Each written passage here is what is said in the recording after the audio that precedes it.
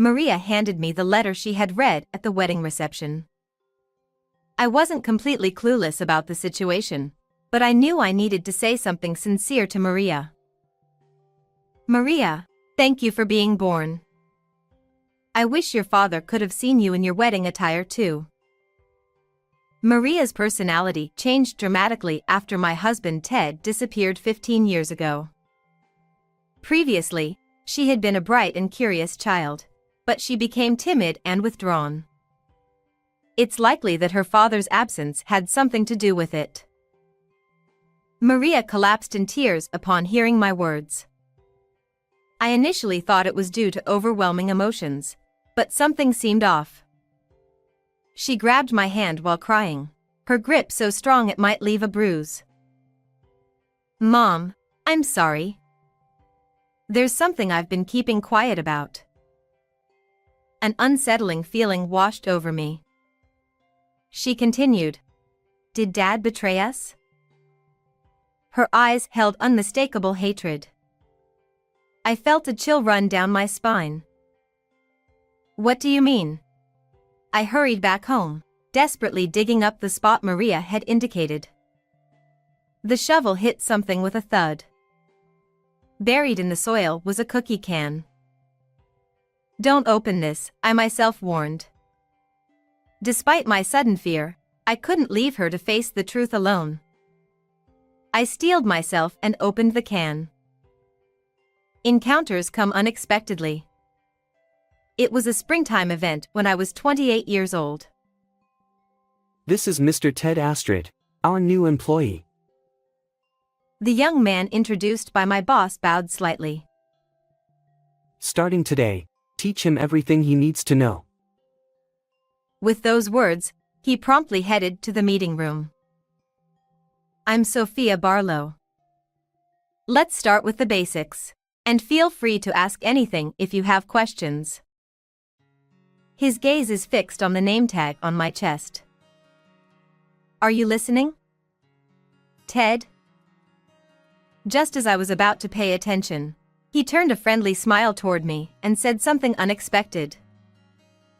Miss Sophia Barlow, that's a very beautiful name. Being told this by a new employee, who was not only meeting me for the first time but also 10 years younger, caught me off guard. Oh, I'm sorry. I blurted out something embarrassing, didn't I? He looked more embarrassed than I did and took a seat at the desk next to mine. Seeing his profile, I noticed that his ears were bright red. Perhaps he wasn't such a bad guy after all. However, as someone in a supervisory role, I felt anxious about the initial words directed at me. Would he perform his duties properly? I wondered if I should provide guidance based on the attitude towards other senior employees. Yet, my anxiety was unfounded. He remembered what I taught him one after another, and his friendly personality proved effective in winning over clients. His earnest dedication to work made me gradually recognize his abilities. And 1 year later, when he secured a major contract on his own, we decided to celebrate by going out for a meal together. Your teaching style was effective. Despite his achievement, he remained humble. Although our initial impression of each other wasn't great, by that time, I had grown comfortable being around him. But now that you're so capable at work, you'll probably get even busier, I said, feeling a mix of sadness and uncertainty. Ted's response surprised me. Even so, would you still go out to eat with me occasionally? His reddened ears weren't solely due to alcohol. Somehow, I had a premonition. However, I couldn't respond to the feelings of my junior, who was 10 years younger than me. By that time, there will be more gatherings with people more important than me. I tried to evade, but his gaze was serious. Ms. Barlow, I'm serious. He leaned forward. We locked eyes for a few seconds, and I nodded. It wasn't just swept away by his momentum. Somewhere deep down, I was drawn to him. Ted Astrid, the man who would later become my husband. Things were going smoothly, and I got married around the time I turned 30. After that, we were blessed with a daughter, and the three of us lived a happy life. Or at least, that's how it was supposed to be. I'll never forget that moment, spring when my daughter Maria was 5 years old. After putting her on the kindergarten bus, I was chatting with a neighbor when my phone rang. It was a call from Mr. Johnson, my former boss whom I had only met through my husband Ted's stories since I quit my job before Maria's birth. Hello? Miss Barlow, no, I mean, Miss Astrid. Mr. Johnson's voice came through the phone. And with that abrupt interruption, my life took an unexpected turn. I'm glad to hear you're doing well. By the way, I haven't been able to get in touch with Ted. Do you know anything about him? What? Ted was supposed to be in Hong Kong on a business trip for the past 3 days. According to my former boss, he had not been on a business trip and had not come to work since Monday of that week. Anyway, you can try to get in touch with him yourself. With that, he hung up the phone. Recently, Ted had been complaining that his business trips had increased. Every time he did, I would comfort and encourage him. After all, just having you listen to me makes me feel at ease. I feel all wrapped up and warm. Thanks for everything. He had said such a thing. We had both been feeling uplifted that this long trip was because he was expected to have a future, and that he would surely get a promotion in the next round of reviews. Where in the world had my husband, who had taken Monday off to pack for the next day's insistence, gone?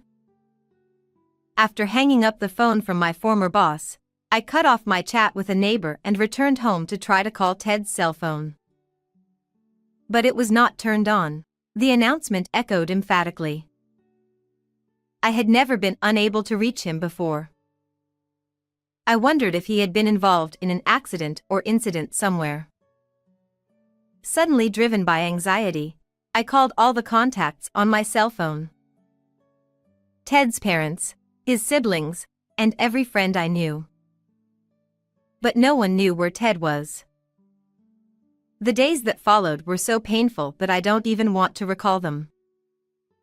My in-laws suggested that I file a missing persons report for Ted, but I never found a single clue. I shamelessly asked my former boss for help, reapplied for a job at my old place of employment, and worked as if to fill the void left by my husband's absence. But at the same time, my daughter Maria's smile began to diminish. My life was completely different than it had been before, even though I was working shorter hours. For Maria, her father was gone, and she had less time to spend with her mother. Her loneliness was painfully obvious, but we both had to get over it. I was uncomfortable because I was treated within the company as the wife whose husband had run away from her and the poor woman who had to clean up the mess. Only my colleagues, who had known me for a long time, treated me normally, but I could see a wavering pity in their eyes. I gritted my teeth, even though it almost drove me mentally to the edge. I acted as cheerfully as possible in front of Maria. I did not want her to feel anxious or lonely. I wanted Maria to have a life without any inconvenience, and that was all I wanted. When she was in elementary school and getting used to life with just the two of us, I made a request to my boss. As long as it's not too much for you. He was probably concerned about me, but I could only thank him in a clerical way because I had lost faith in anyone at that time. Then I started an online store as a side business. 15 years have passed since then. I muttered to myself as I watched the cherry blossoms begin to bloom. Mom, what's wrong? Maria, who was walking in front of me, looked back. The image of her in my memory overlapped with her face. Don't tell me you're still nervous, Mom? She laughed mischievously. No way. I haven't been nervous since the beginning. I made a playful show of it and we walked side by side laughing. Today we were meeting Maria and her fiancé's family. Maria, now a fully grown woman, had met her fiancé at the city hall where she had started working after graduating from college. She had graduated from college and started working as a public servant, so it would have been better to get married a little later. Maria was only 23 years old. The day I was first introduced to him, I blurted it out, but Maria said it matter-of-factly. Even you had a gut feeling when you married my dad, didn't you? I had a complicated feeling as my own black history was dredged up, but it was indeed true. No matter what anyone says, I will marry this man. Once I made up my mind, I would go straight ahead. Her character was just like mine. If it looks like you're going to fail, come back to our house as soon as possible. It won't come to that. We enjoyed such conversations many times during the days leading up to the wedding. A few months later, Maria's wedding took place. I watched from a distant seat as my daughter was surrounded by many congratulations. Toward the end of the reception, it was time for the standard bridal letter to the parents. I thought I had told her I didn't want that part because it was too embarrassing. Even though she had said she wouldn't do it either. I couldn't have tears in my eyes in front of so many people. No matter how much sympathy and comfort I had received since Ted's disappearance, I had come this far without crying in public. Let me play the strong mother who never cries, no matter what, until the very end. With such determination in my heart, I stood on the stage without any prompting. To my beloved mother. Maria began to read the letter. She began by telling me about the time when Ted was still around, how she missed him when he disappeared and she had less time to spend with me, how she started helping me a lot to support me when I was absorbed in my work, her adolescent rebellion, and how grateful she was to have lived an unencumbered life through high school and college. All the events described in the letter, and more than that, the casual days we spent together, came back to me as if it were only yesterday. I will never cry. I made eye contact with Maria and was about to laugh with her, as we both always do, when Maria's voice stopped. I looked at her and saw my daughter crying in her beautiful wedding dress. Seeing her again, she was so beautiful, I felt as if she were a different person. Maria was so young and had always remained a child in my mind. But after today, every day will be different from the one before. When did she become such a beautiful and wonderful lady? I can vividly remember everything that has happened, but she seems to have already gone beyond my reach as she cries while reading my letter to me. Then suddenly tears spilled from my eyes. And they poured out one after another. The tears were a mixture of being proud of my daughter who had become a full-fledged person, wishing her eternal happiness, and feeling the loneliness of being alone in the future. After the wedding reception was over, I made my way to the bride's waiting room. Maria, who was taking a break, came running up to me. I never thought you would cry, Mom. In all the years we had lived together, I had never cried in front of her, no matter how painful it was. She seemed surprised that I had cried. I told you not to read your letter to me. To hide my embarrassment, I intentionally pretended to be angry. But Maria, who usually gets into my groove, had a mysterious look on her face. Then she handed me the letter she had read at the reception.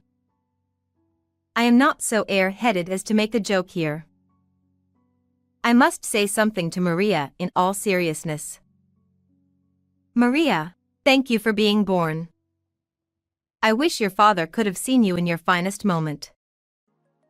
After Ted disappeared, Maria's personality underwent a drastic change. Before that, she was a bright and curious child, but she became timid and withdrawn. It was likely related to her father's absence.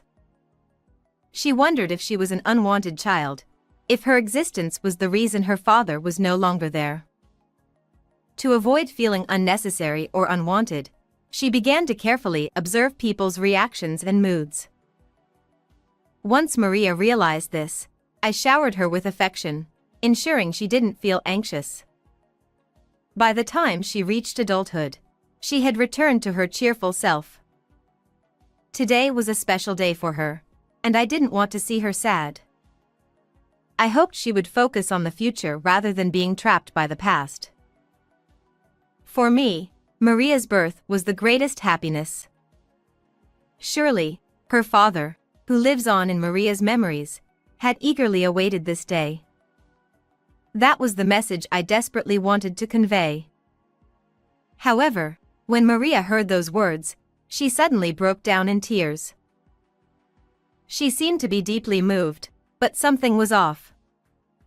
While crying, she gripped my hand with such force that I feared it might leave a bruise. "Mom, I'm sorry. There's something I've kept silent about for a long time." An unpleasant premonition washed over me.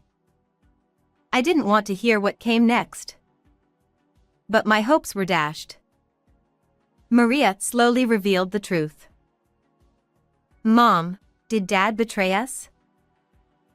Her eyes held unmistakable hatred. I felt my blood run cold. "What do you mean?" Even if it were true, how did Maria come to know such a thing? Of course Maria understood that Ted had disappeared, but where did he go and why was he gone? I didn't even know those things. For a long time, I wasn't sure when to tell you. But I didn't want you to be alone with the secret once I was gone. Apparently, the secret was buried in a flower bed in the garden of the house. I'm sorry I didn't tell you until today. At that moment, the groom came into our waiting room after changing his clothes. He was surprised to see Maria crying in pain because she was so sorry for me. I understand. It's okay. After briefly explaining the situation to him, I left Maria to him and ran out of the room. It takes 20 minutes by train from the hotel where the wedding was held to my home. Without caring about my appearance, I ran to the station and squeezed through the crowd to catch the train. The train felt slower than usual. I tried to calm my frustrated self multiple times, but it didn't work. Even after getting off the train, I continued running and finally reached home. Despite being out of breath, I desperately dug up the spot Maria had specified. The shovel hit something with a thud. Buried in the soil was a cookie can. I knew I shouldn't open it. Suddenly, fear gripped me. But I couldn't burden Maria alone. I reminded myself not to avert my eyes from the truth and opened the can. Inside were several photographs. Ted and a heavily made-up woman were captured in each one. As I examined them, I discovered intimate photos of the two entangled in passion. Instinctively, I looked away. Could this be the reason Maria mentioned for Ted's disappearance? For a while, I remained crouched in the garden, unable to move. Why would something like this be buried here? The cold night air still enveloped me. The next day, when Maria returned home, I asked her for the truth. It came from Dad's desk. Was it the same desk we had kept in the house for a while after Ted disappeared? I had thoroughly searched it for any clues. I've also examined that desk, I replied, my voice still shaky and unintentionally accusatory. Maria explained the situation with an apologetic tone. Ted disappeared, and when Maria saw me rummaging through his desk, she assumed there was something there.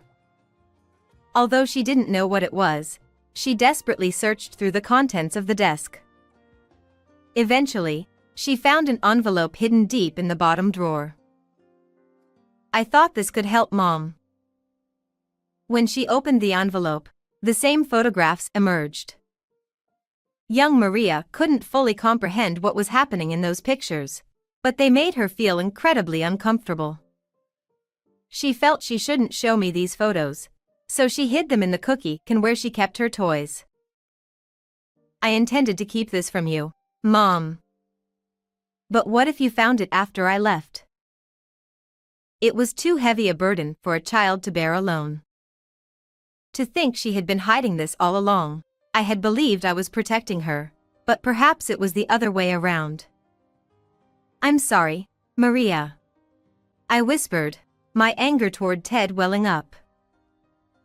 To leave such cruel evidence for the family I abandoned. It was a feeling of boiling anger at his irresponsibility. Even if I let my emotions take over in anger, nothing would begin.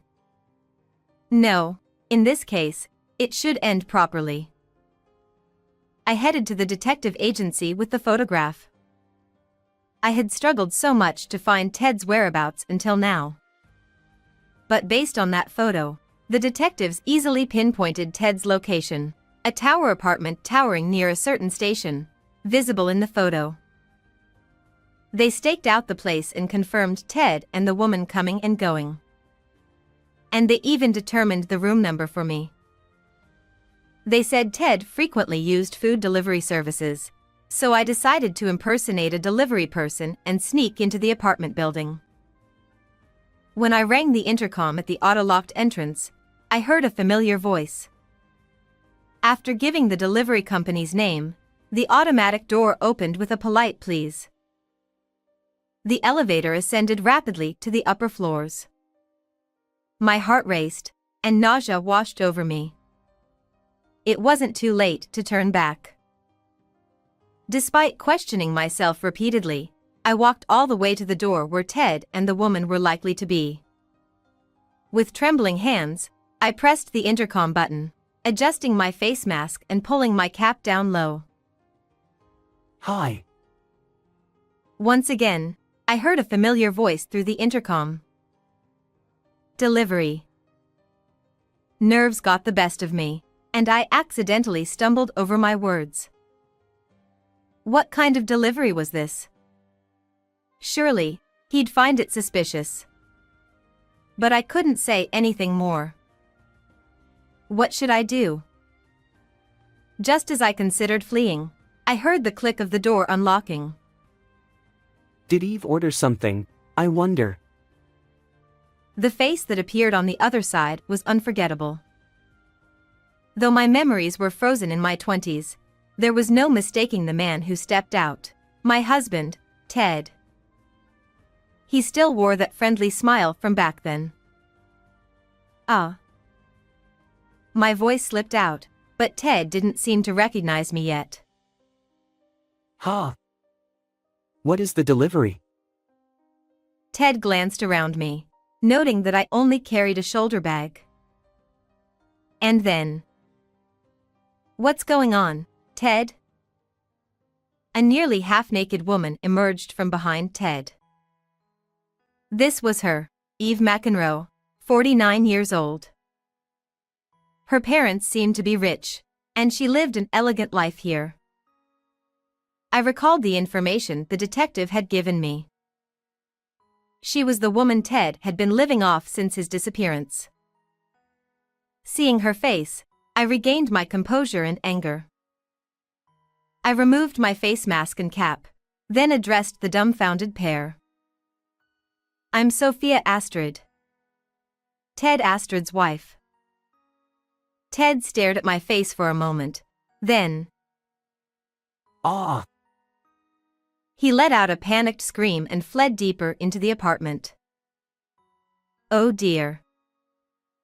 As I watched Ted's retreating figure, Eve stood before me. How bold of you to claim to be the wife of a man you haven't seen in years." She crossed her arms, a smug smile playing on her lips. But I couldn't back down now. "Likewise, it seems my husband has been quite taken care of all this time." I smiled sweetly and delivered my introduction. Eve continued to scrutinize me, as if examining every inch of my body. "Can you explain to me what has happened so far?" I asked as if to shake off her gaze, and she told me a story similar to the one the detective had told me. One day, Ted met Eve at a club during a business trip. Impressed by him, Eve brought him to her apartment, which also served as her villa. After that, Ted returned to our home where Maria and I were waiting, seemingly unfazed. However, he started visiting Eve frequently. Gradually, Ted became enamored with Eve's wealth and the pampered lifestyle she provided. Since leaving us that day, he has been living under her care. He no longer resembles the responsible, dignified man he once was. "Are you here to reclaim Ted?" Her nonchalant tone irritated me. I replied, "No, I don't need him anymore. I just have one last thing to do as his wife." Eve cocked her head. "My husband, Ted Astrid, and Eve McEnroe. I would like to charge you both for alimony." Eve nodded her head without changing color. "How much compensation are you seeking?" With a provocative glance, she continued, "Name your desired amount." But her expression changed when I uttered the next words. "Oops, sorry, the name McEnroe belongs to your family. Miss Field, I'll also consult with Mr. George Field, your husband." With that, I left, knowing that revealing Ted's existence could cause a major scandal. The impact on Eve remains uncertain, but surprisingly, my strategy worked flawlessly. With that, I bowed my head and left the place. I knew from the detective agency's research that Eve had a husband. I heard that he was married to her for political reasons, but if this became known, it would be a serious problem. How much effect this fact would have on her was unknown, but it was surprisingly effective. "Don't tell my husband." Eve's cries echoed through the hallway. But I didn't look back and headed for the elevator. She was almost half naked and did not follow me until she ran out into the hallway. I exhaled heavily as the elevator headed toward the ground. Then I walked out and stretched out. Ah, that felt good. People on the street looked at me, but I didn't care. I looked up at the clear blue sky as I made my way to Maria's new home. Through a lawyer, I was able to dissolve my marriage with Ted. Of course, I demanded alimony from both him and Eve. It seemed that Eve's husband and parents chose to sever ties with her. Despite being a well-bred daughter, she had deceived a younger man using her parents' wealth, even though she was already married. Such behavior would have caused significant damage to their prestigious family reputation if it became widely known. Although Eve initially showed willingness to pay the alimony amount I desired, I received more than the court-ordered sum in my account. It appeared that there was not only my remuneration, but also the giving and receiving of money to other people. Where did Ted, abandoned by Eve, who was cut off from her family by her own actions, disappear to? Despite the outstanding alimony owed to me, I had no desire to find out his whereabouts. "Mom, is this everything we need to dispose of?" Maria carried out the items from the room. She had been helping me with the move, as this house was too large for me to live in alone. "Well, I suppose so. Let's take a little break." We sat down and sipped cold iced tea, chatting away. "You know, Mom, there's something else I've been keeping from you." I nearly choked on my iced tea. We don't need to discuss that anymore. But Maria's expression remained calm, and her hand rested on her belly. Could it be? I wondered. Yes, Maria was carrying new life within her. And there's one more thing. I saw Dad the other day. She spoke matter-of-factly. During a trip with her husband, she spotted Ted walking around, looking disheveled. It was a 3-hour bullet train ride from here. He must be struggling, but honestly, I didn't feel any desire to help him. I couldn't even believe he was my dad. In Maria's memories, Ted probably still shone brightly. I stood up, wanting to change the subject. All right. Let's put that topic to rest. Back to cleaning. Maria, get rid of anything unnecessary. If only memories and emotions could be discarded as easily. With those thoughts, I continued tidying up the room. And 2 years have passed. Maria's family visited the house I use as both an office and a home. Grandma, your business still seems to be thriving. My granddaughter, still unsteady on her feet, toddled over to me with outstretched arms. Memories of Maria when she was little flooded back, but I pushed away the darker ones. More important than painful memories of the past was what lay before me now. There was no time to dwell on unnecessary things. We still have many joyful and brilliant memories to create. How did you find this story? Don't forget to subscribe to the channel. Until next time in the next video.